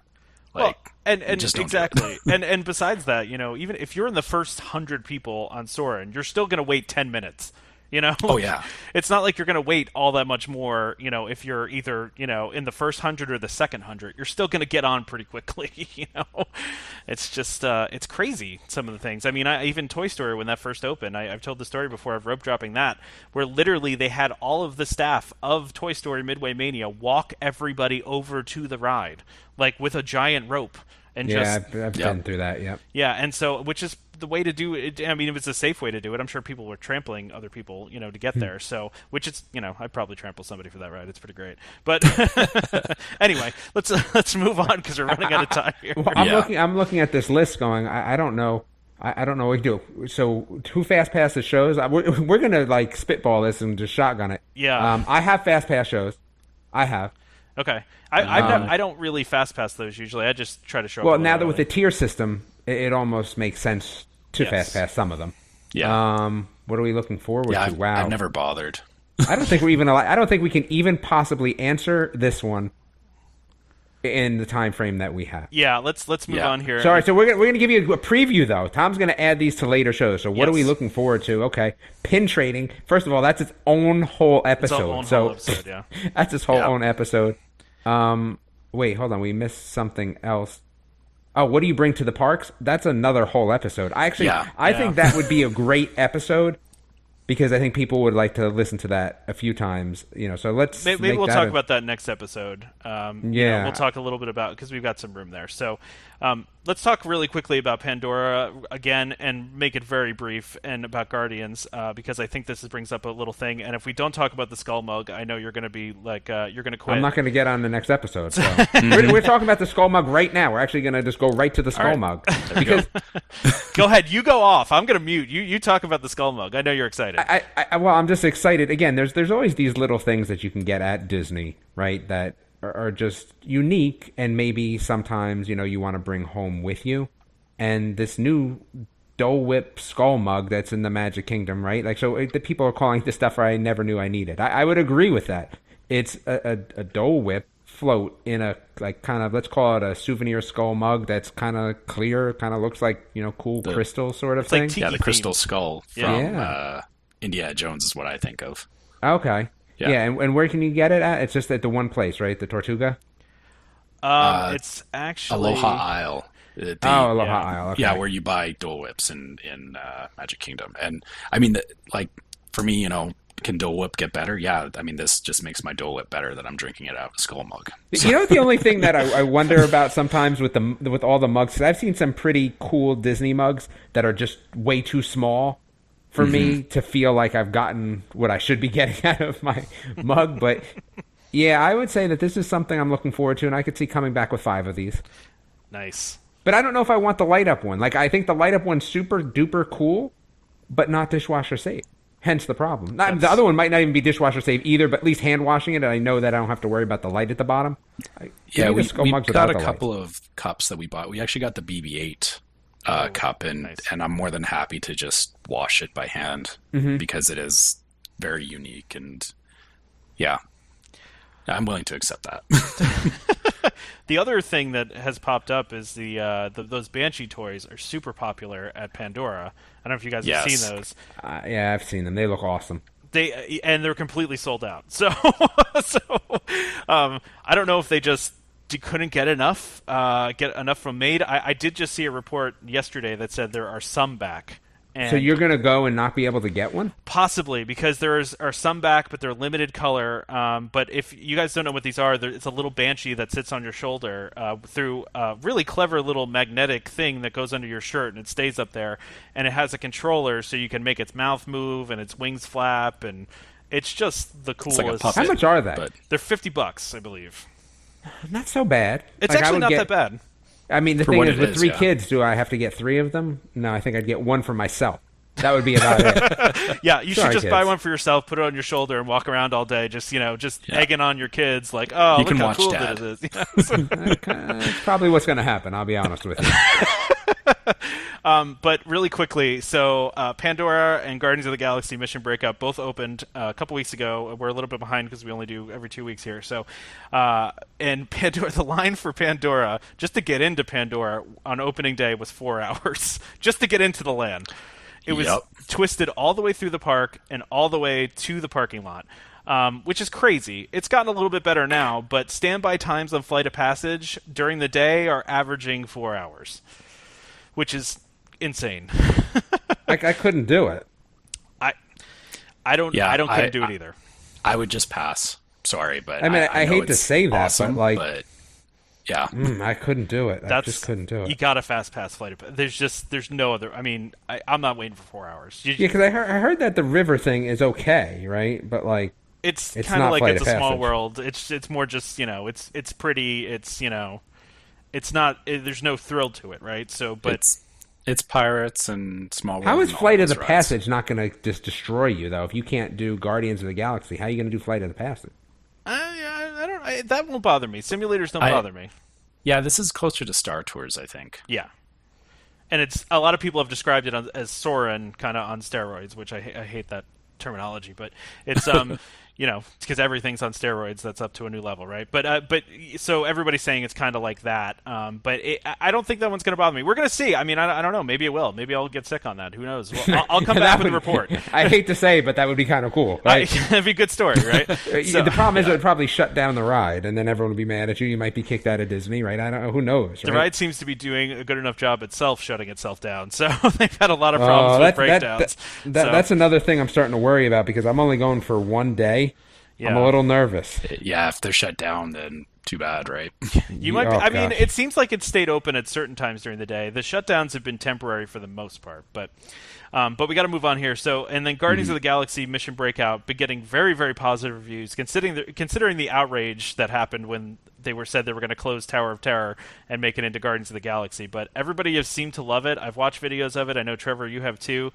Really, really cool animatronics, and they did a really nice job on it. It just seems really cool. However, on opening day for that, the line to get a fast pass, and this is Damon, where you will change your mind about the old system, because the line just to get a fast pass was 5 hours. I would have been first Yep. on that line, so it wouldn't have bothered me.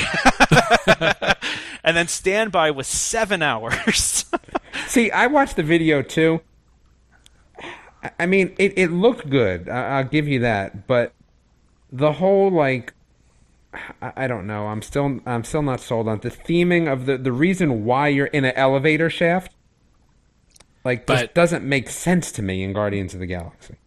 I think that they kind of sold it as it's not an elevator. Yeah, but it's an elevator. But yeah, I know. Well, the problem is we know what it was before, but Yeah, I think so. If you suspend your disbelief of it, it seems to really make sense in the world of Guardians of the I Galaxy. can't suspend my disbelief. That's like me allowing Tom to have his anniversary 3 weeks later. Just let it Can't do happen. it. Just let it happen. Don't think about it. Yeah. It's not changing your vacation at all, you know. So we had some odds and ends. Makes my button less special. I'll just tell you that. Makes my button less special. It does. Tom. It diminishes the value of your button. That's what I would say. I could see that. So I have a couple odds and ends in here, and we're not going to get to those today. So we can talk about those next episode because they're real, kind of small things. But so 2 questions really quick out of all the questions I have here. Does the successful use of these 2 intellectual properties, so Pandora's been hugely popular, Guardians has been very popular, a big controversy that a lot of people are feeling is Disney going to infuse Epcot with a lot of characters? Does it make you feel more comfortable with Disney doing that? Does it make you feel less comfortable? Wait, what do you mean Epcot with more characters? So ever since they put Frozen into Epcot, a lot of people think that they're going to put a lot more of intellectual property into Epcot? Yeah, as opposed Why to do I original care? rides. A lot of people do care. And a lot of people feel like it's very much against the idea of Epcot to have characters there. No. Well, I don't care personally. it's not like Frozen opened the door to that. There already was They already were using intellectual properties in there like years ago. I mean, Honey and I Nemo. Shrunk the Audience, Yeah. the Mexico Pavilion, all those things are Disney movies or tie-ins that made their way into Epcot. So it's not like this is new or surprising to me. And honestly, looking at Guardians and Pandora, they haven't screwed it up. So I'm not that scared of what they're going to do with the overhaul. Yeah, I'm not either. I'm not one of those people that's a purist. That's like, they have to not have characters ever in Epcot. I'm okay with that. I don't. There's characters in Epcot anyway, though. Like in France, right? Like I mean, in Mulan, like I see all those characters all the time. So what are we actually talking about? There are some people that really do not like they don't want intellectual properties to take over Epcot. They feel like So Epcot they don't want should be Mulan pure. there? I think some of those people would have issues with that too. Yeah. Mm-hmm. They want more France. things What's like that cat's soaring. name anyway? I don't know. The French cat that's always over there. Marie? Oh, yeah, thank you. Yeah, I know what you mean now. But yeah, no, I mean, I'm sure some of those people don't like seeing characters in World Showcase either. They want everything to be like Soarin', where it's like an original story and doesn't include, But, that's not me, and that doesn't seem to be any of us. There's lots of people that feel that way, though, too. So here's my question, though, too. What's the longest you would wait for a ride? Standby. 2 hours. If it was a really good ride, you wait 2 hours? Well, it depends if I have ever been on it before. Okay, so is there any ride now that you would wait 2 hours for? Well, yeah, because I haven't been on Flight of the Passage yet. True.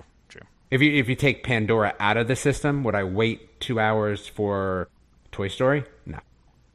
Okay. Yeah, 60 minutes for those 2 hours for a new ride. Last ride I did for more than an hour was Raider Springs Racers in Carsland, and even after that, I won't. 90 minutes is my limit. I won't push any longer than that. I don't particularly like waiting at all, but yeah, 90 minutes probably be my max too. So, all right, well, let's wrap this thing up since we've gone way longer than we thought we were going to, as usual. Yep, big surprise. Big shocker. So anyway, Trevor, could you wrap us up? Sure. So anyone who wants to follow Tom on his vacation, check out our hashtag on social media, hashtag welcome home WDW. If you want to get a hold of us by email, you can reach us at welcomehomepodcast@gmail.com. We also have our website up as well, www.welcomehomepodcast.com. We are always looking for questions from listeners for our upcoming podcast. So if anybody has any questions or comments or anything, please reach out to us.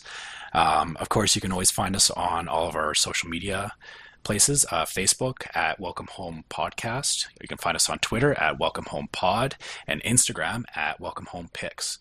And please, as always, if you found us on iTunes, please leave us a review so that we can get more visibility out there for the podcast. Because those reviews definitely help with people being able to see us in the future. And Tom says he sent in a free shirt once to somebody, whoever's the 1,000th like on Facebook. That's just what I heard. Sure, why not? It's done deal. He's gonna buy it at Pandora while he's there. That's just what I heard. I'll buy special edition Pandora Magic Bands, and that's all right. But yeah, so follow me on my vacation. We're going to be posting lots of stuff to Instagram, lots of stuff to Facebook. I will be live broadcasting many of the nighttime shows, as well as maybe some of the rides even too. We will go live. Probably on Facebook. Won't be roller coasters though. Some might be. I like a couple of the roller coasters, just not all of them. But so follow me as I'm on my vacation. I'm going to use that hashtag. We're going to be on Instagram, posting lots and lots of pictures, especially of Pandora and some of the other new things. Posting lots of videos. So don't forget to subscribe to the podcast to Welcome Home, so you can be reminded every time we release a new episode. Of course, you can find us anywhere you can find podcasts: iTunes, Google Play Music, TuneIn, Stitcher, just about anywhere that podcasts exist. And just a reminder to our listeners, as always, Welcome Home Podcast is for entertainment only. We are not employed by the Walt Disney Company, and as such, all opinions expressed on this show are our own. So please consult DVC or Disney cast member or Disney in general with any questions that you might have. You can find me, Tom, on PrinceCharmingVacations.com for all your Disney vacation planning needs. Damon? You can find me at BSC Kids for all your Disney shows and all that good stuff. All right, great. Thank you guys so much for listening to Welcome Home Podcast. Join us next time for more Disney Parks discussion. We're also going to do a recap episode of my vacation a couple weeks after that is over. So, and of course, more Disney Vacation Club talk, as that's what we talk about as much as possible. So we hope to see you all real soon. This is Skipper Albert Awol, the voice of the jungle, signing off from Welcome Home Podcast on the DVC. We do a huddle when we hit a chair. How she can cuddle is no man's affair. I looked around from pole to pole, found her in a sugar bowl. Look out!